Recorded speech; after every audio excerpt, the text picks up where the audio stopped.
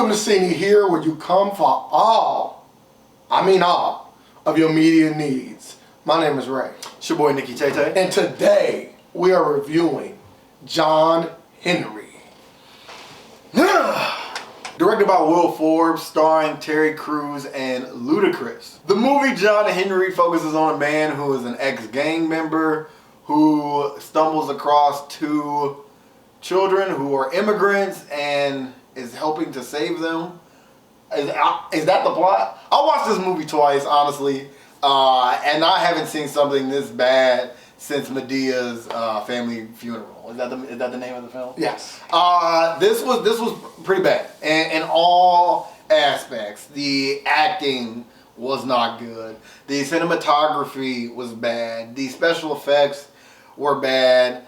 The soundtrack didn't have anything captivating. I mean, I remember watching Steel with Shaquille O'Neal, and that had a great soundtrack. They had this whole scene when he was making the suit, and I can still hear this "stand up," and it was like going. I was like, "Oh, this movie is awesome." John Henry gave me none of that, and it's like, how do you make a movie about an American hero, Black American folklore legend, who then transitioned to a superhero, and then you steal the name, you make it this regular guy, and you don't give me any, swag, no gravitas, nothing. It's just Terry Crews carrying a hammer at the end of the movie as like a homage to John Henry, and then Ludacris with like the super villain gold face mask thing. I didn't even know really what that was.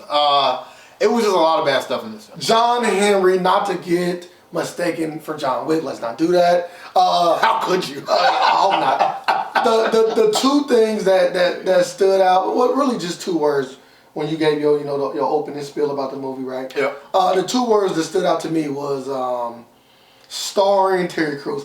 Those two things should never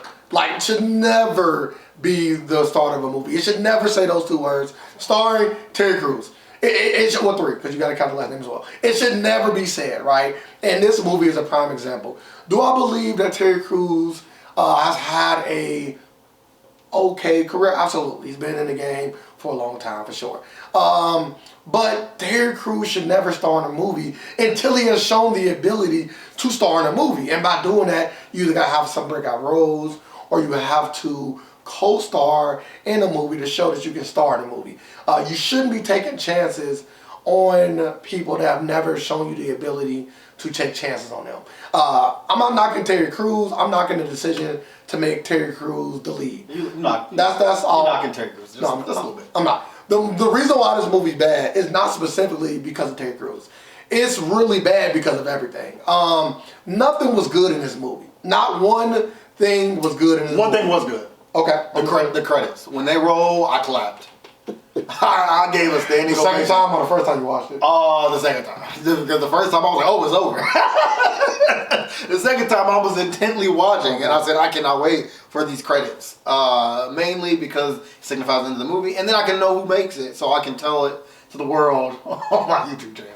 I think the person, if I got to talk about any actors or actresses that did well, I think Ken Farley did well in this movie. He didn't do great or nothing like that, but if we are giving any kind of positives, he is one of them. Wow. He played the father in the movie. Can I give him an award? Go ahead. You give him a Razzie? No, for a great actor, I will give the Oscar in this film to Pedestrian number 3.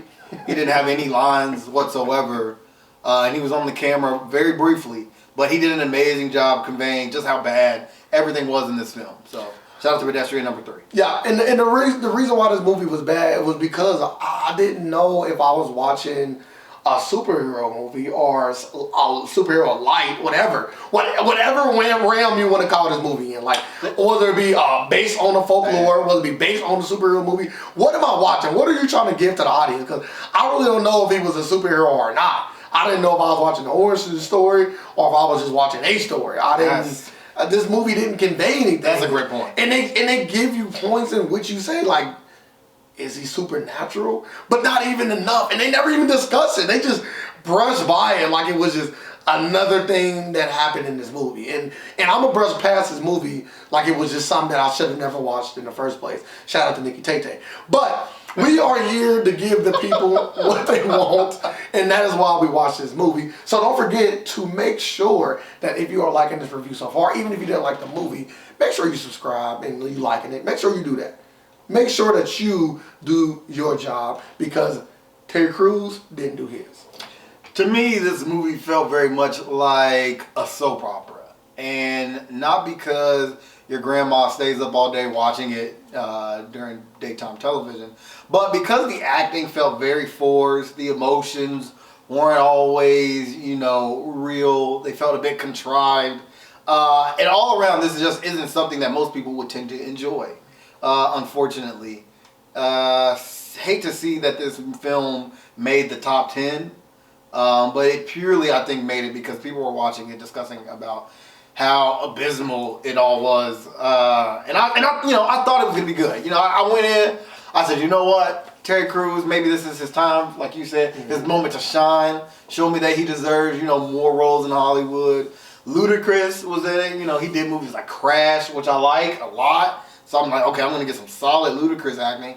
And then what I got was kind of where you were going is, I thought it was going to be about the hero or a story about like the legend John Henry, and it wasn't, so I was confused.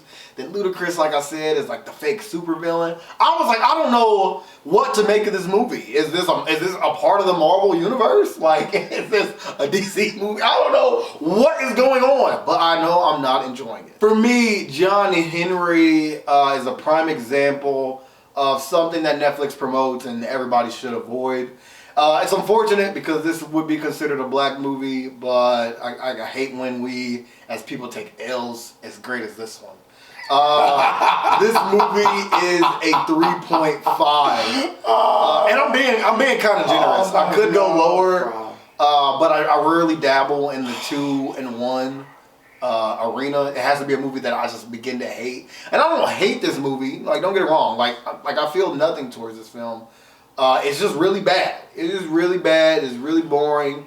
And when it's all said and done, the question you will be asking is, why did I watch this? Unfortunately. This movie reminded me of an episode from the Netflix series Black AF. Kenya Barris said it best.